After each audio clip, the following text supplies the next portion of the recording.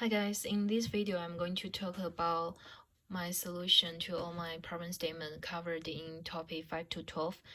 So in the first one is porous media problem. So we need to find the estimate, the permeability, the powder diameter, and the porous media round number. The assumptions I made is the water property to some of my coffee properties. It is incompressible flow, and I ignore the kinetic energy turn and the pressure drops through the machine, and I also assume it's linear flow. So first we need to write down the Bernoulli equation, and all those properties is from Google, and then we can simplify the Bernoulli equation to this term and get the number, and we can calculate the permeability by this equation. And in order to calculate the diameter of the powder, we need to revert the permeability equation and plug in the number, we get the final answer. And for the in order to calculate the round number of porous media, we need to use the whole ergon equation, because I did wrong if I only use the linear flow part.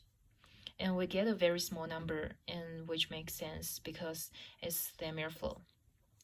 The second one, the situation is in a Starbucks coffee factory.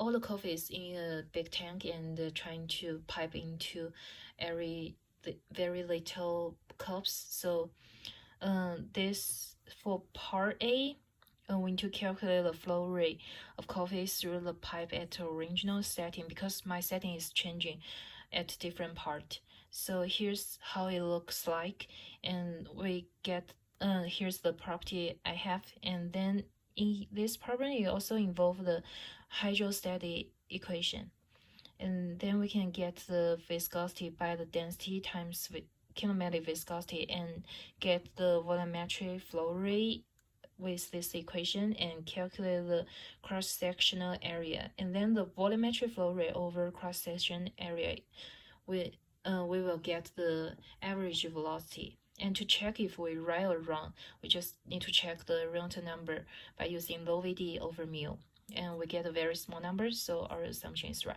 So for part B, I change the round number to 1,000 times bigger, which now will be turbulent flow here. And then I will change the pipe to stainless steel, which will be find the roughness number in the handout figure A-12. And then we can calculate the F prime, which is very using the turbulent flow equation, get a very small number, and we can get the velocity by using the round number equation. And then we can plug in the velocity to the friction loss equation and get a very big number, which is good for the turbulent flow. For part C, I change the pipe from a small pipe, then suddenly expand to a bigger pipe, and change the diameter very big, and we can get the alpha from the table A-4 from handout, and then we can calculate the coefficient and get a very small number, and we can calculate the friction loss, the minor loss from the KL times V square over 2, and get a very small number, which is also makes sense for this problem set. So for next problem, it will be a pump analyze, and the situation I built up here is also in the same Starbucks coffee factory. I put two pumps together, so it's in series. So because it's in series, we can just add them together to get the combination shut off head and free delivery of the two coffee pump put in the series. And then we need to find the volume flow rate when the first coffee pump is shut off and bypass. We need to calculate them separately and compare the number and decide which number is good for the flow rate, bypass the first one. The next problem situation is at a snow day.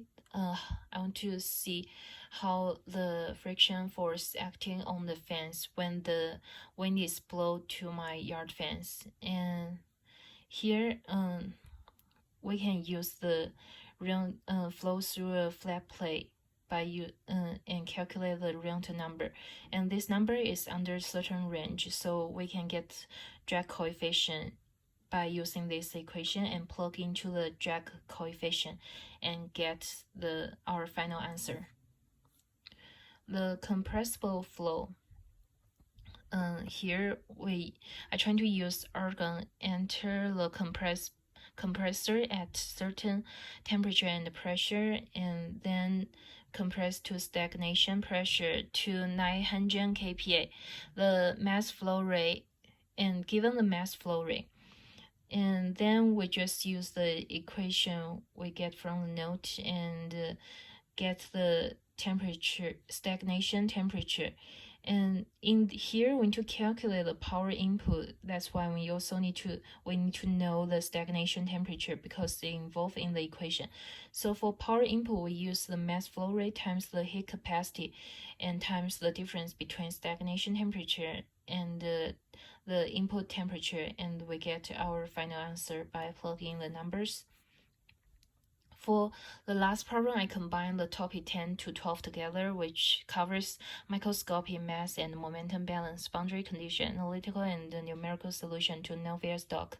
So in here, the situation is in a whole milk factory, because when I Google, the different milk type will varies the density and the viscosity, so I choose whole milk at 30 degrees C, and I give the property of the two parallel plate down to see how the milk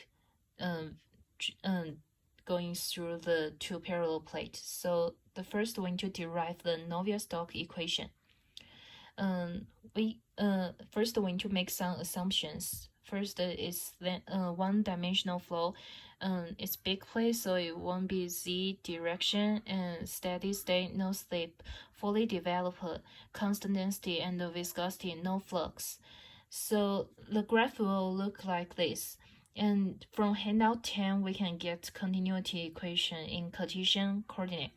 And then we can cancel out the density term because it's 0 and it's steady state. And then Vz equals V, y equals 0 because they are not a function of Vx, of velocity in x direction. And we can get dvx dx equals 0, and then we can use the x component and we can cancel out those terms by the assumptions we made. And the gx is 0 because the flow is acting down, the gravity of the flow is acting downward, not horizontal, so we can cancel out this term. And then we can integrate the simplified term once and get C1, and integrate twice, get C2. And we have two boundary conditions here. First is y equals to 0, dvx dy equals to 0. Second, so at y equals plus minus d over 2, we have vx equal to 0.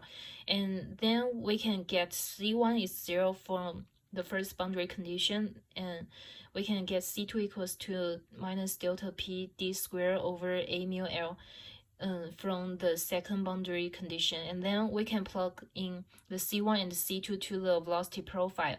Then we can get our final term of the velocity profile. For part B, we need to calculate the Reynolds number and decide if this is a linear or turbulent flow.